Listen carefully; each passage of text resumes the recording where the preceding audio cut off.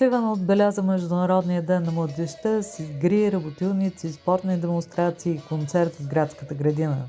Събитието бе организирано от Младежки дом Сливен с подкрепата на община Сливен. В центъра на празника бяха младите хора, техните идеи, мечти и отговорност към обществото. 14-годишният Иван Евтимов отправи послание, че правата вървят заедно с отговорността.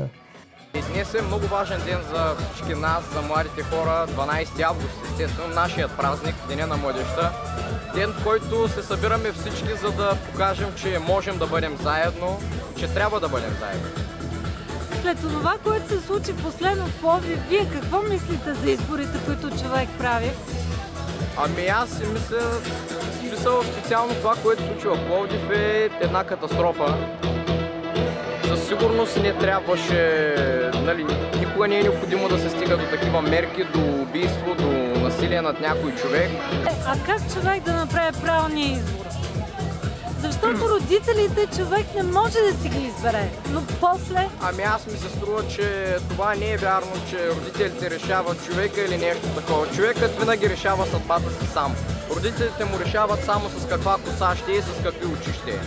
Там нататък, ако един човек чете, се образова, се развива, дори и сам да живее, пак ще направи правилен избор. Всичко е образование. А кои са правилните избори?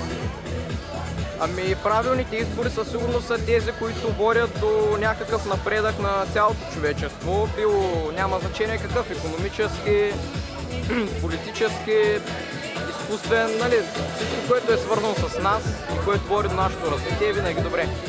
Добре, а според вас възрастните какво могат да научат от вас? Най-доброто, което възрастните могат да направят за нас, да се научат, е да ни не пречат.